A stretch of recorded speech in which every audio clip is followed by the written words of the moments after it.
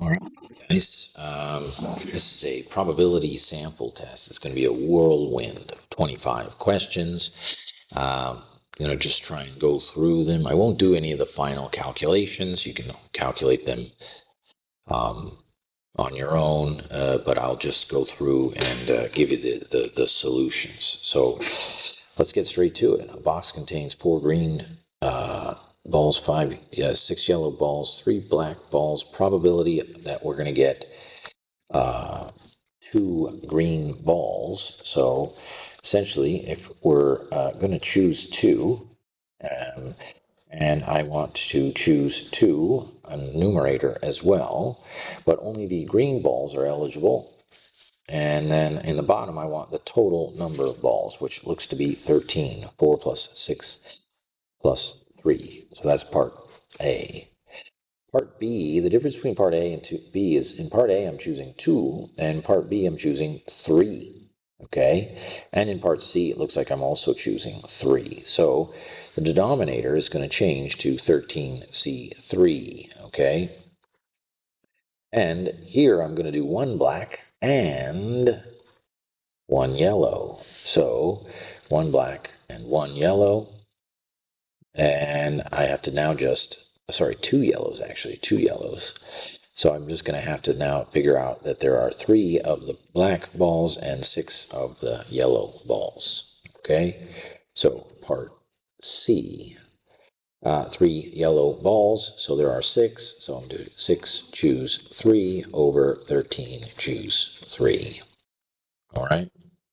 So hopefully I won't make any mistakes. I'm going to, like I said, try and make this as quick as possible for you guys. And if I add a few things wrong, just be aware that I'm just sort of doing this on the fly here. So the odds of John beating Mary in a single game of checkers are 3 over 2. So therefore, the probability that John is going to win is 3 out of 5, actually. So what's the probability that Mary will win? Well, the probability of Mary winning is 2 out of 5. And for Mary to win 3 times in a row, basically, she has to win just 3 times in a row. So 2 out of 5 to the 3rd power, right? Okay. Was it Mary? John beating Mary is 3 out of 2. So Mary wins twice. Yep, I think that's right.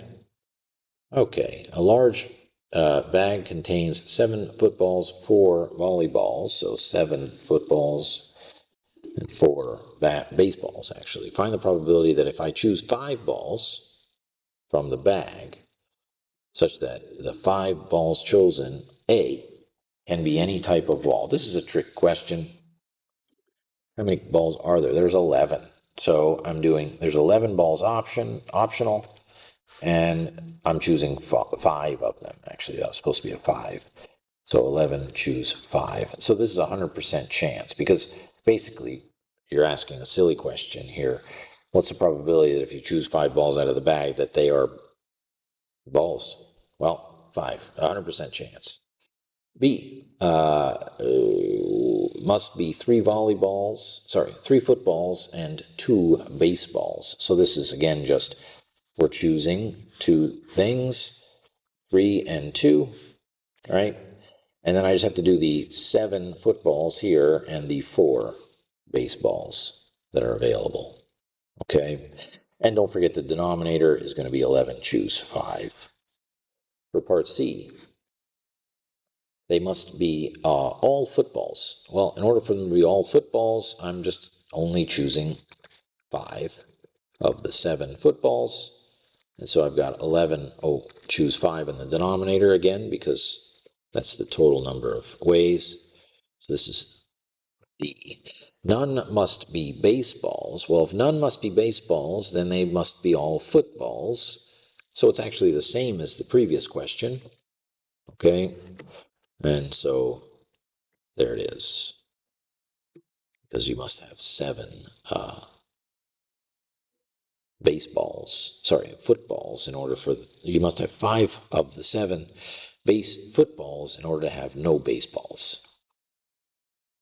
Coach says the probability of winning the game is 30%. The odds of winning is 30 colon 70. The odds of losing are 30 colon, or 70 colon 30.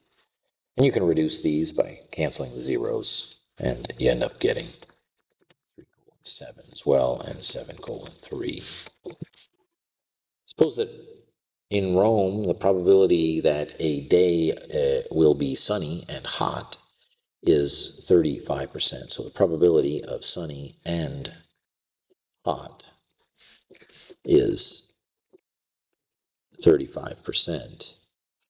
Suppose further that 60% of all days that are sunny, suppose further that 60% of all days are sunny. So the probability of sunny is 60. Determine the probability that it will be hot. So the probability that it will be hot, given that it is sunny. All right, that's what we want to know. We can use the the conditional probability formula for this one if we want. So remember that the conditional probability formula looks like this: probability of S, or it's A and B, but I'm going to use S and H, is equal to the probability of, and you can do an S or an H here, but I want to do the probability of sunny.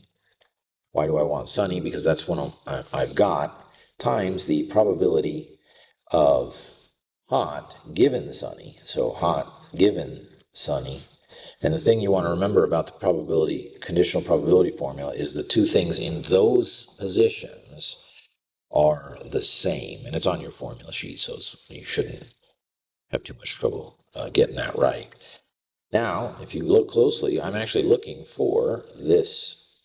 So a little bit of algebra will allow me to do this. Probability of sunny and hot over probability of sunny is probability of hot given sunny. There it is. So I happen to have this information,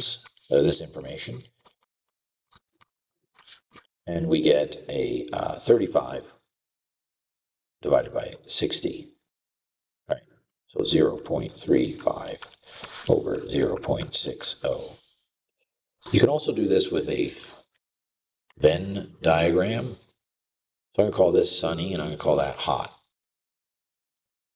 And it says the probability of being sunny is 60, and then the probability of sunny and hot is 35. So 35 is there. And then this whole circle, the sunny circle, is 60. Well, that means there should be 25 there, because 35 plus 25 gives me the 60 that I'm looking for. And now, to figure out the probability that it's hot, given that it's sunny, well, if we think about it, since it says it's given that it's sunny, that means that the only eligible days in the denominator, the total number, remember, it's total ways that you can get, so it's 60, because these are the only eligible days, because it has to be given that it's already sunny. There are 60 days that are sunny, and we want to know what's the probability that it's hot. Well, which ones are hot? It's those ones, 35. And so it's the probability that it's hot given that it is sunny. Okay? So if you look closely, this and this are the same thing. You can either do it with the Venn diagram, or you can use the conditional probability formula, whatever you're more comfortable with. All right? Let's see what we've got. How likely is it for a group of friends to have all different birth months? This is that crazy one where you've got, you can think of it in two ways here.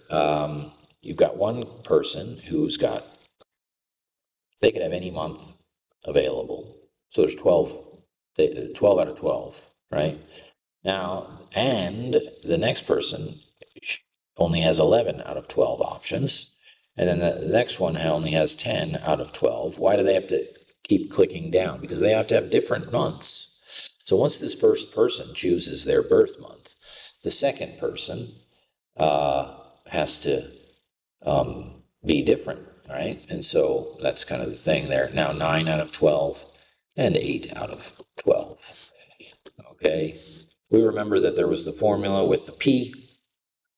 It was 12p5 over 12 to the fifth.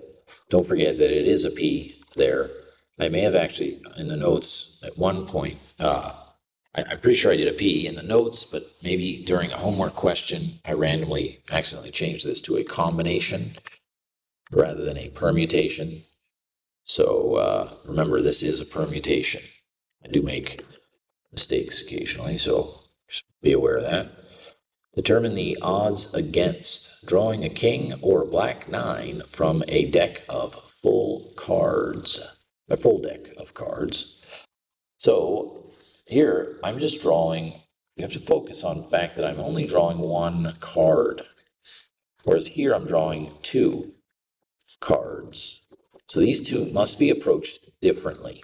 Okay, when I'm approaching just a single card, this is a basic probability.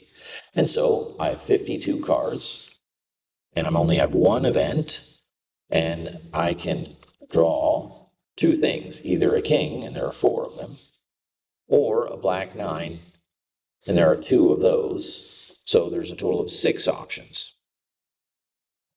out of 52. Oh, shoot, but we want it to be odds. I almost missed that.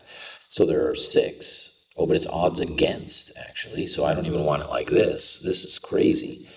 You have to be careful. So odds against means what I'm describing goes in the second position, and then all of the rest of the things that are not described, meaning all the cards that are not a king or a black 9, they go in the other position. So I don't know what that is, maybe 48. No, sorry, 46. Sorry. Do my algebra correct, or arithmetic correctly. What about part B? Drawing 2 face cards from a full deck of cards. I would basically do this with a 52, choose 2, and then 4, choose 2. That cuts straight to the chase. All right. There are other ways to do that one. I'll just show you that one. I don't want to get too wild these days with things. What's the probability, number 8, of a committee of 7 people who are randomly chosen from a group of 6 males and 9 females? It's either all male or all female. So probability of male or female exclusively here, all male. So basically I've got 2 possibilities. I could be either all male or all female, and my committee is going to be 7 people out of a total of 6 plus 9. What's that going to be? 15. All right.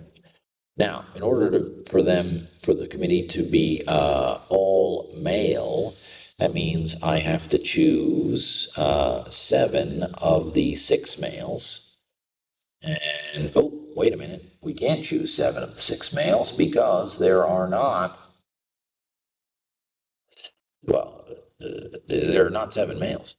So this is not anything, actually, so you can get rid of that. If you type it in your calculator, you actually get a 0, so it's not a problem. You can put it there.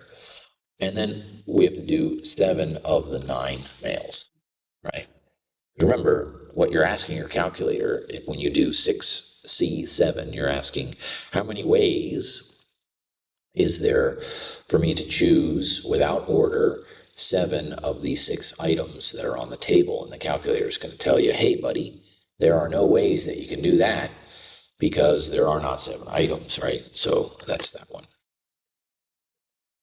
If you make a committee, another committee of 6, from a group of, so I'm choosing a committee of 6 from a group of 4 doctors, 5 nurses, and 6 technicians. That's a total of 15 people. What's the probability that either all will be technicians or none will be technicians? Interesting. So in order for them to have all technicians, what do we need? We need the committee of 6 must be 6 of the technicians. In order for them to be non-technicians, we could have, of the 6 people, any of the other people, so a total of 9 nurses and doctors, okay, like that. Now, other people were there. Some people would list out here all the ways that you could have the nurses and the doctors, which is also correct. Okay, that would produce the correct answer. But this is a more direct route where you lump the nurses and the doctors in the same group and just put them there, and you sort of give them a single label, not necessarily being a nurse or a doctor, but the fact that they are a non-technician, which is what I'm looking for, right? I'm looking for a non-technician, and the non-technician group consists of 9 people, right? And they happen to also have more labels, nurses and doctors. If you were to arrange the physics class in a line of 20 people, what's the probability that the tallest will be in the front or the shortest at the end? Oh, wait, hold on. There's also another question 11 here, which I messed up. Okay. Tallest in the front or the shortest at the end. All right, so let's do 19 factorial. This is all the ways that the tallest could be at the front. By the way, the line is 20 factorial for the denominator. Or I could have the shortest at the end, right? Like that. And now I have to subtract out 18 factorial. This is the ways where they are both at the front and the end, the beginning and the end. Okay? This part here, which I'll highlight in green, confuses people a lot. All right? So what I'll do is I'll do it with 4. Okay? 4 people.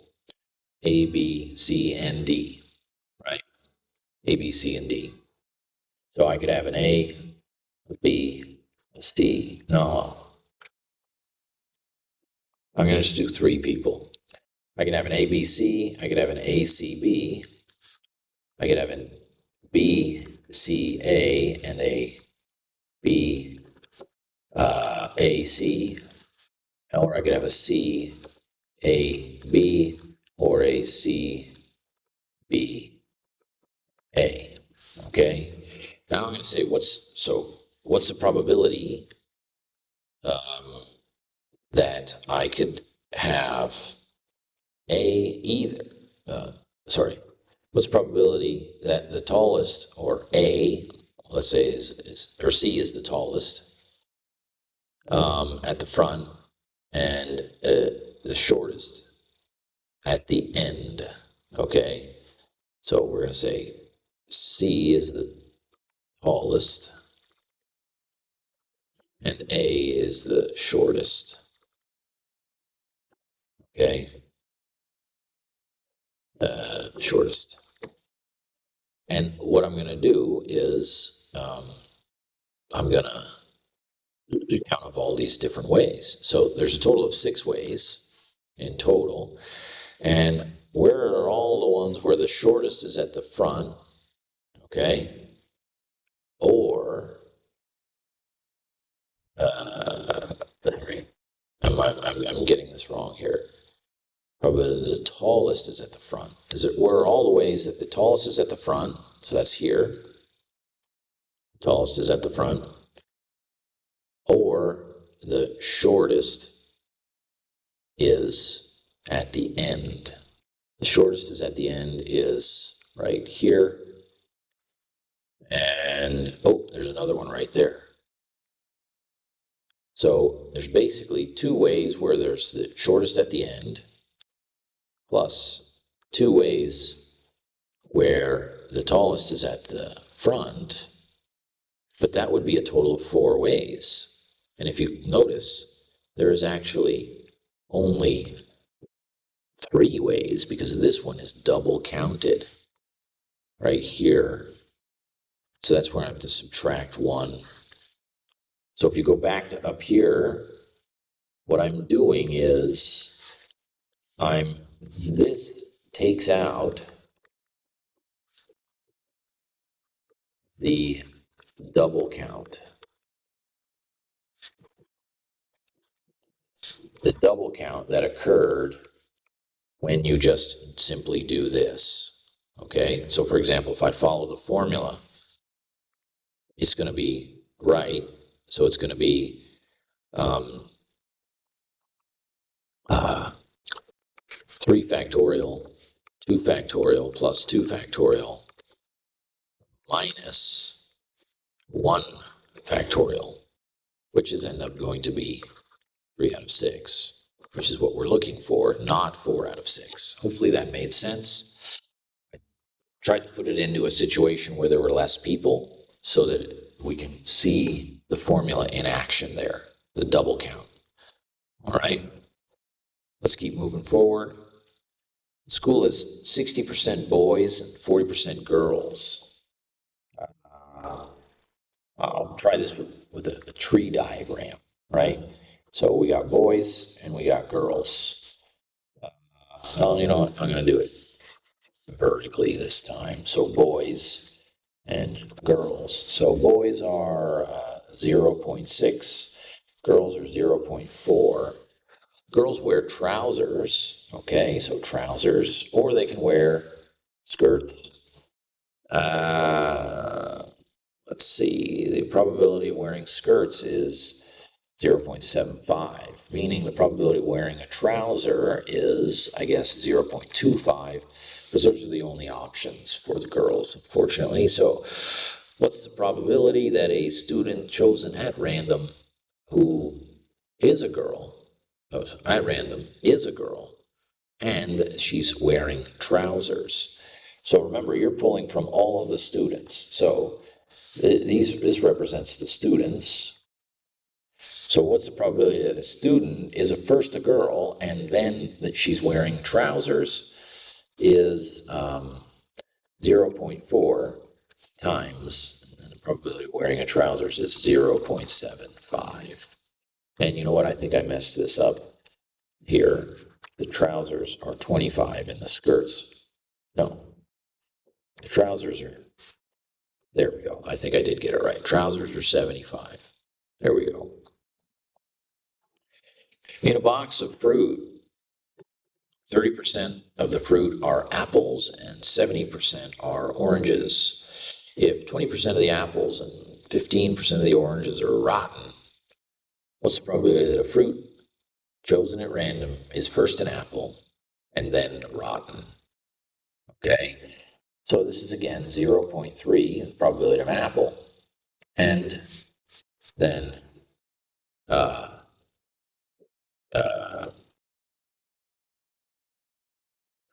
well,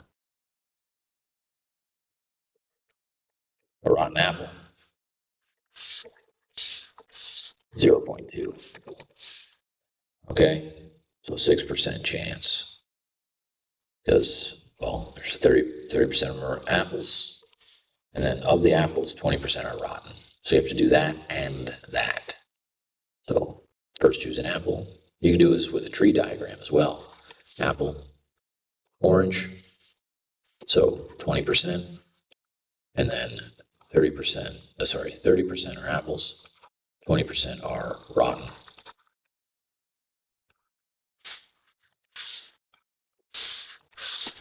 Like this.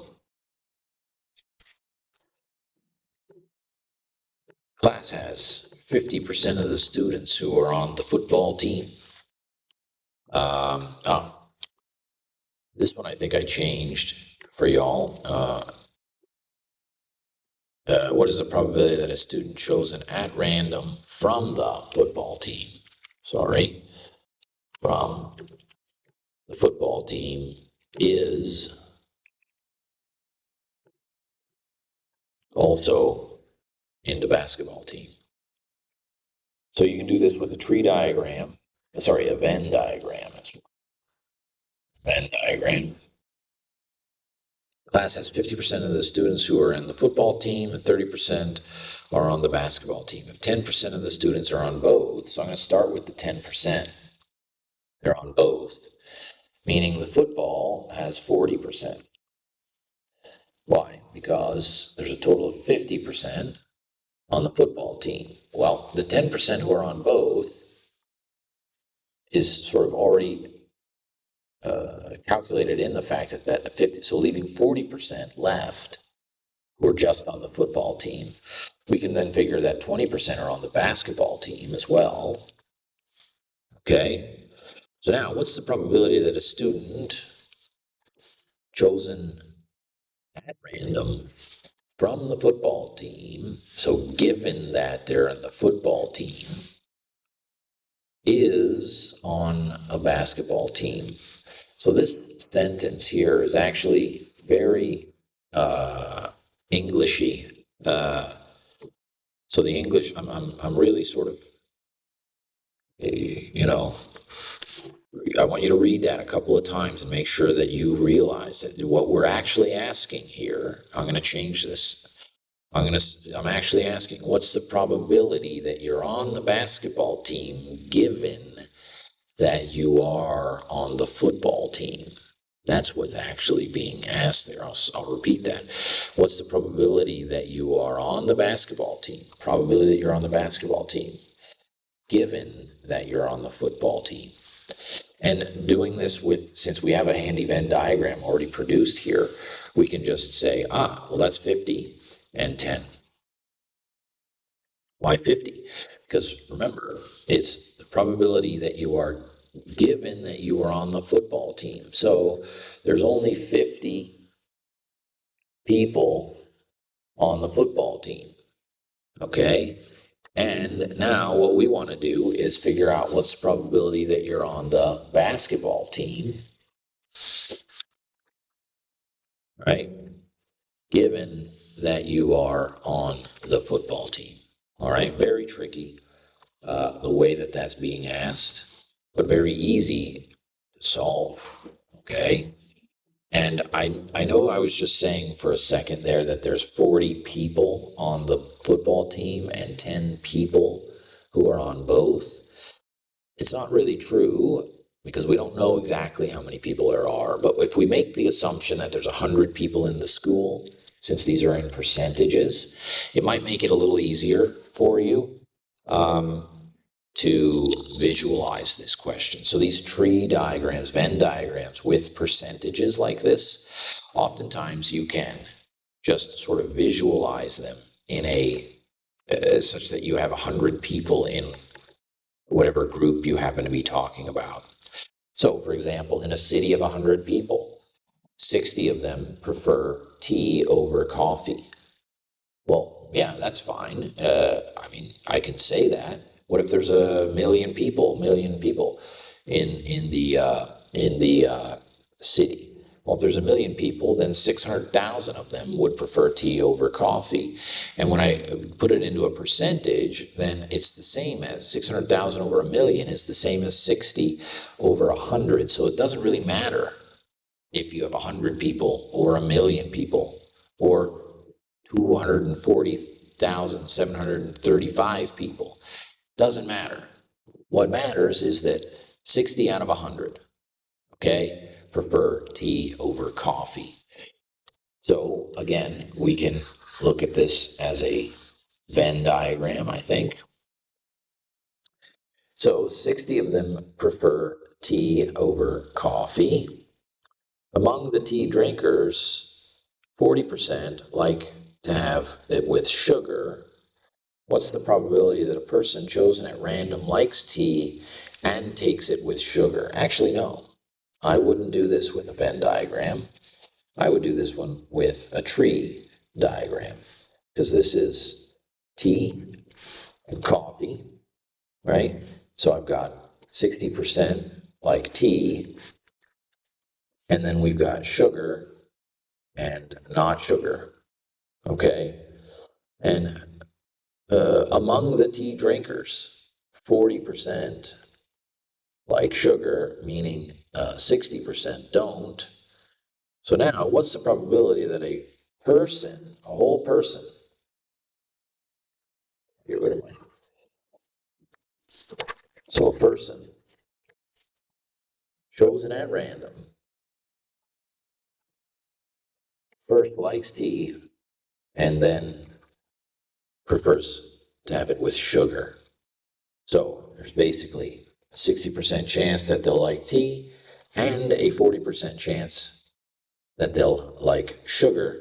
And so it's 0.6 times 0.4 is my probability that the person will like tea and sugar. A bag contains 5 red, 3 blue, and 2 green balls. If the ball's chosen, what's the probability that it's either red or blue? So this is,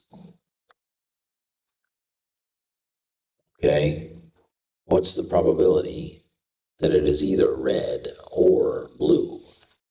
This one's not so bad. Probability of red or blue. And if a ball, it's very important. You have to really start really quickly looking. It's how many things am I choosing? If it's just one ball, this is a simple probability. Okay, a simple probability. Basic, just your basic simple probability from first day of probability. So I'm basically saying red or blue, meaning I've got 8 of those. There's 5 red, 3 blue, but there's a total of 10 balls in total. So that's A. Well, here's part B. If a red or blue ball is drawn, what's the probability that the next ball is green? So this one's now sort of a conditional probability. What we're actually asking here is what's the probability that a ball is green given that a non-green ball has been chosen, right?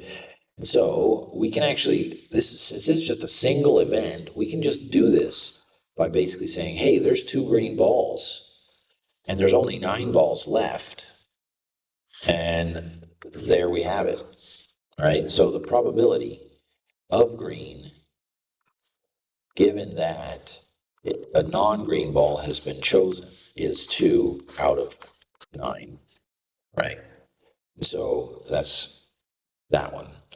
Now, you could use the conditional probability formula for that one, but it overcomplicates it. In fact, in some of the examples in the little packet that I gave you, it does apply the conditional probability formula in what are seemingly really simple situations.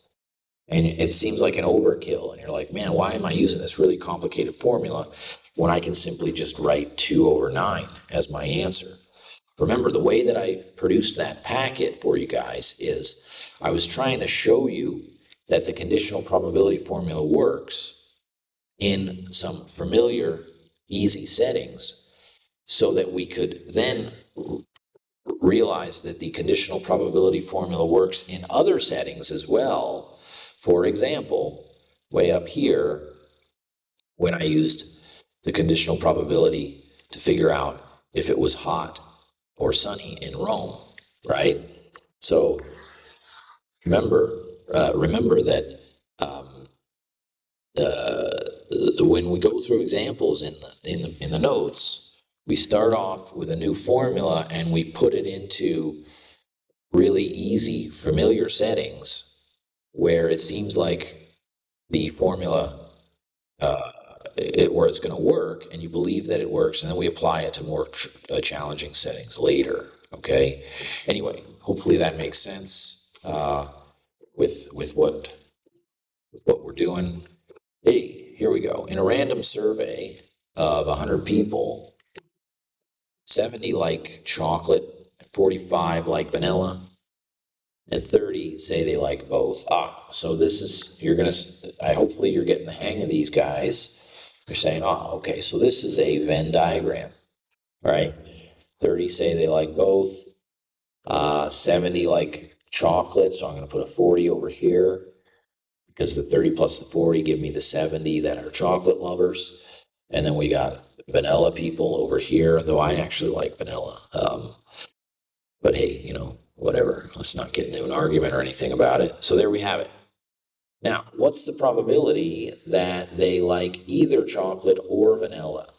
Now, this is debatable. Either chocolate or vanilla.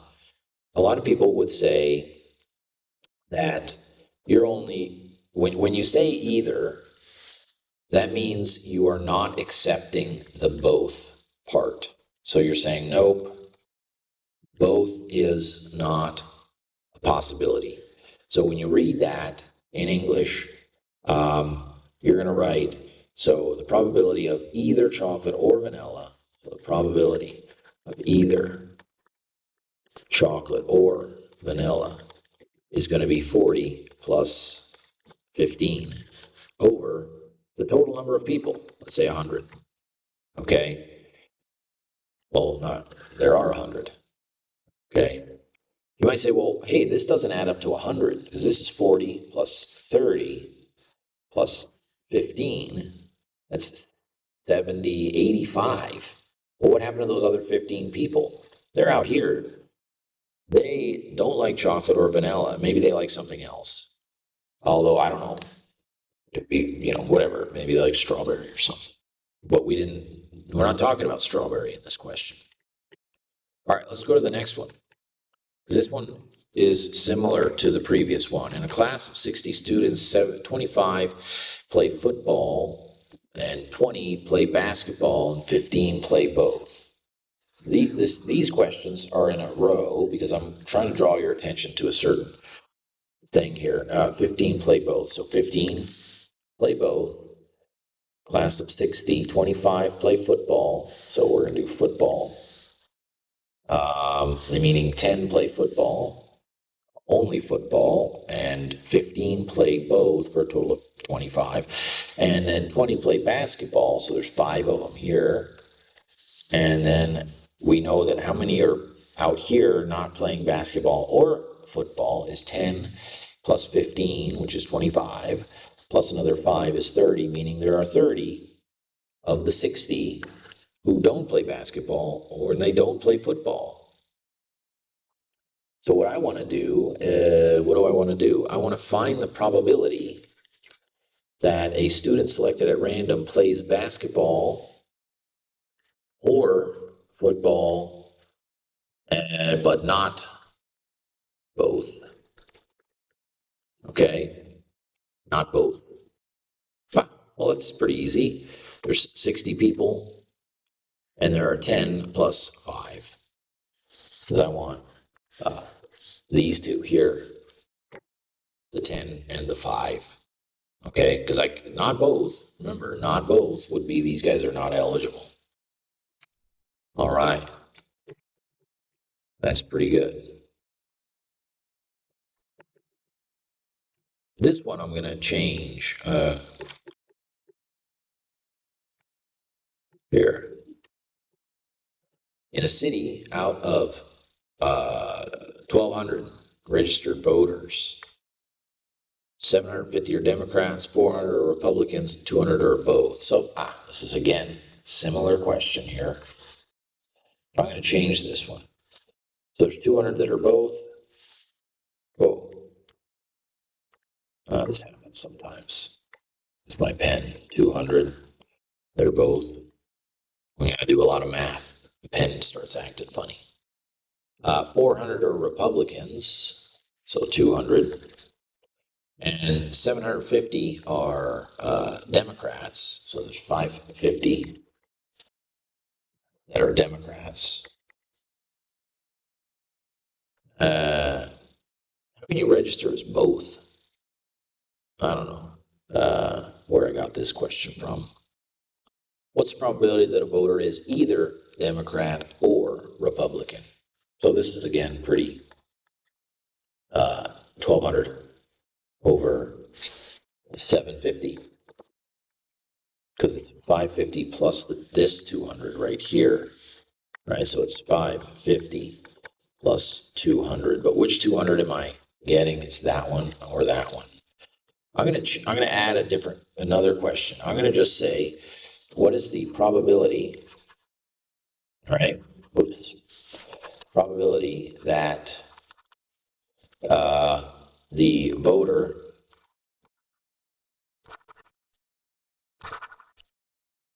won't erase. Voter is a Democrat or a Republican. So there is no word either here. Notice I didn't write either. And I also didn't write but, not, both. Notice that's not there either. It just simply says, what's the probability of a Democrat or a Republican? If that's the case, then you have to do it like this. It's 550 plus 200 plus 200. So 550 plus 200 plus another 200. So the 550 and the 200 are this one and this one. And then the other 200 is the both. So if you don't see the word either, or if you don't see the but both, then I'd like for you to put the both in there. All right. And there you go. In a group of 50, 20 people know English, 15 know Spanish, and 10 know both.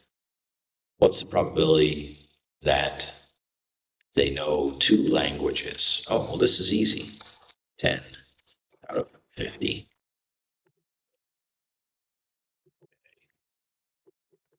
In a school of 500, 200 students play cricket, 150 play football, and 100 play basketball. Oh, shoot. This is one of those ones with a triple Venn diagram. All right. So we've got cricket, football, and basketball. Now, when I do one of these, I start with the people who play all three. Do yourself a favor and start with the people who play. So start right in the middle there. Okay, always. Then you go to the people who play two. So 50 students play both cricket and football. So that would be 50. Why do I put a 40 there? Well, because there's already 10 who play both, or all three. So when I say that there's 50 who play cricket and football, I have to account for those 10, meaning there's only 40 left who play those, but not basketball. Okay? So I got that. That was the 50 that I just got. Now I'm going to do the 25 students who play both football and basketball. So there are 25 students who play both football and basketball, so I'm going to put a 15 right there. Then there's 15 students who play cricket and basketball, so there's 5 there. Okay. Boy, these people who play all 3 sports, I don't know when they find the time for that. Anyway, so there's 100 people who play basketball. Well, the issue here is that if I put 100 here, then that's way too many people who play basketball because it's 100 plus 10 plus 15, plus, so I can't do that. So I have to account for the fact that I already have 10 plus 15 plus 5 who are in the basketball circle. So I have to take that away from the 100. So 10, 25, 35, 40. So there's 60 left to play basketball. Now I got to do the same thing for football. So I'm going to do this 150 here. So 150 minus 10 is 140, minus another 40 is 185. Hopefully I'm getting these right. I'm just doing it very quickly in my mind. And there are 200 people who play cricket. Must be a British question. There's a lot of people play cricket over there, I think. Let's see here, 200. So 200 minus 10 is 190. Minus 40 is 150. Minus another 5 is 145. So there, I've filled out my entire Venn diagram. So now I got to do the probability that a student selected at random plays less than 2 sports. Less than 2 sports. So less than 2. Less than 2 sports. Well, I'm going to put a 500 on the bottom. Why 500? Because bang, we know that there are entirely 500 people in the school. Okay, 500 people in the school. So the probability that they play less than 2, if they play less than 2 sports, then they play 1 sport, right? Well, who plays 1 sport? The cricket people, 145, and the football people, 85, and the basketball people who play 1 sport. There's actually one other group who play less than 1 sport, and that's the people out here in the box who play no sports at all. So how do you figure out those people? Well, what you're going to have to do is take all of these pink numbers and subtract them from 500, right? So I'm just going to do that real quick, and hopefully I'll get the right answer. So 500 minus the 145, right? So I'm going to subtract that from the 500. Then I'm going to minus 40, subtracting that from the 500. Minus 10, I got a calculator over here, subtracting that. Minus 5, subtracting that. Minus 15, this one. Minus 60. And finally, minus 85. There are 140 people who play 0 sports. Okay? And in order for you to play less than 2 sports, you can play exactly 1, or you could play none. So 1 or none. So keep that in mind. Let's move on to the next one. Wait, trouble. Technical difficulties here. Oops. In a survey of 100 people, 600 like T. That's not 100, it's 1,000. 600 like T, 40 like so forth. This is another one of those where we got a triple Venn diagram.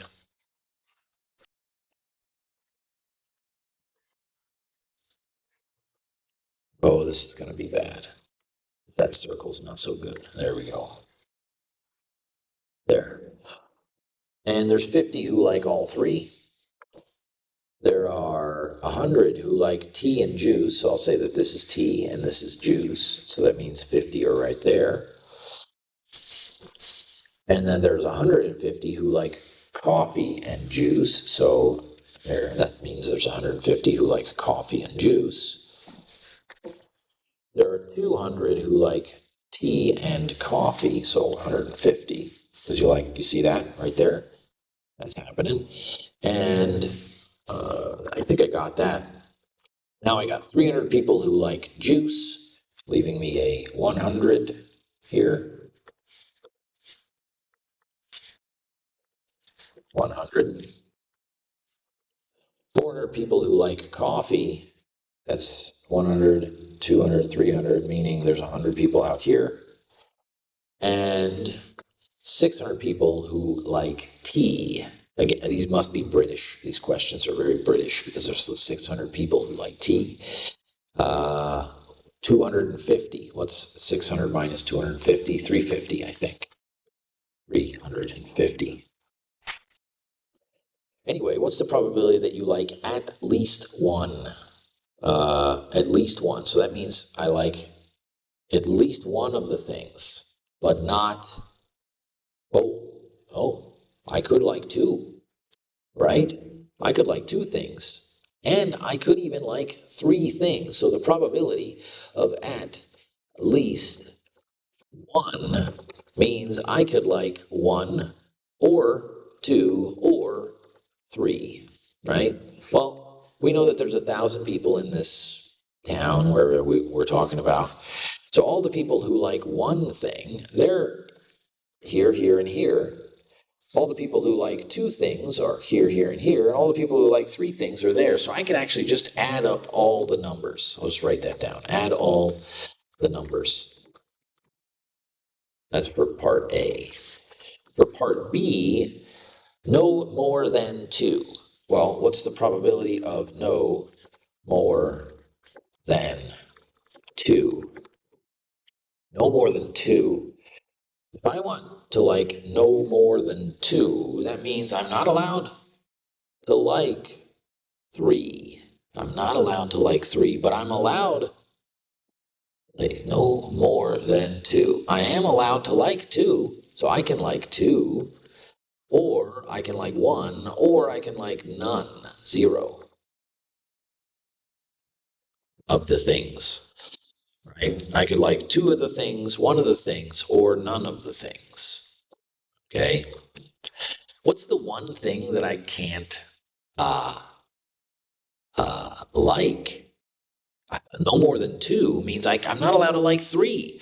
So the actually easiest way of writing no more than three is what's the probability that I will not like all three? So not like all three. And so I'm going to write this 950 out of 1,000. Why 950 out of 1,000? Well, because there's 50 people who like all three.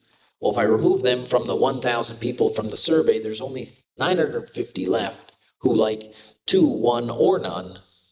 And so there we have it. Let's see the next question. In a city, out of 800 households, 300 have a cat, 400 have a dog, 200 have a bird, and so forth. Okay, what's the probability that the household has all three? Oh, well, I don't even need the tree diagram for this. Probability of all three is simply 20 out of 800. What's the probability that they will have only exactly one pet? Okay, well, to have only one pet, I have to figure out those outer portions of the circle, right? I can do this without the circle, so I want you guys to see. So how did I figure out, can I do this without the circle? I need the people who have only one are essentially like in these areas here, which I'm highlighting yellow right now on your screen. So if I basically add up the whole total, right? The whole total of everybody, and I want to take out that 50, but I got to take out the 50 three times, right? I got to take this 50 out three times because it's in the J circle, the T circle, and the C circle. So I got to remove it three times.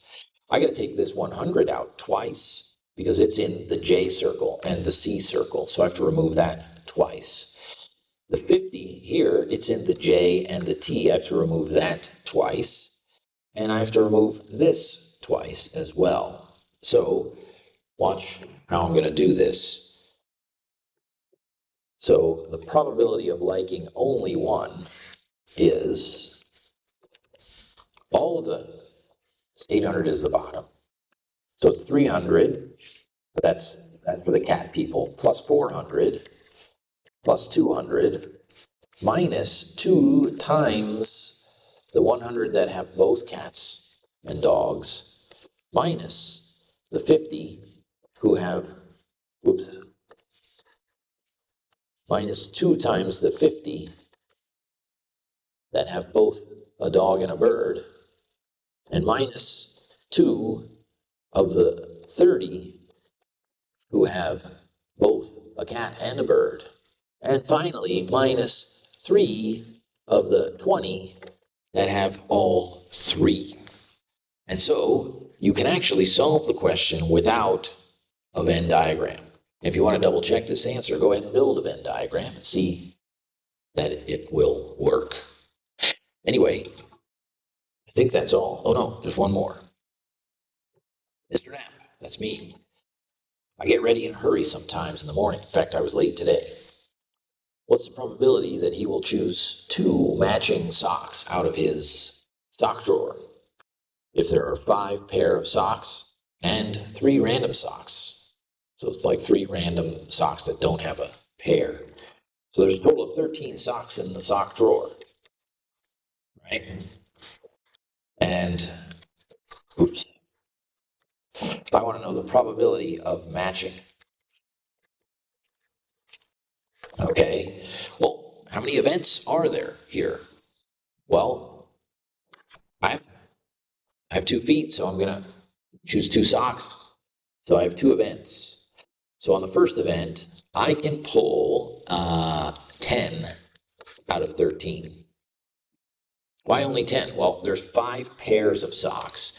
These 3 random socks are not helpful. If I pull those guys on the first go around, then I'm going to school with unmatching socks, which is not good. So I'm going to do that. Now, if I want to match my sock that I just pulled out, so now remember, I just pulled out 1 sock of my sock drawer. And so now there's only 12 socks left. And of those 10 socks, I pulled 1. Now there's only 1 sock, actually, that I can pull that matches the previous sock. You know what I'm saying? And so, as a result, there's only a 10 out of whatever that number is. So it's a pretty, actually, I want to know what the percentage is. 12 times 13. I should know this, but getting tired here. 12 times 13, 156. So 10 out of 156. And so it's 1 out of, well, let me do it in a percentage here. There's only a 6% chance, about 6.4. No wonder my socks never match. All right. Happy studying.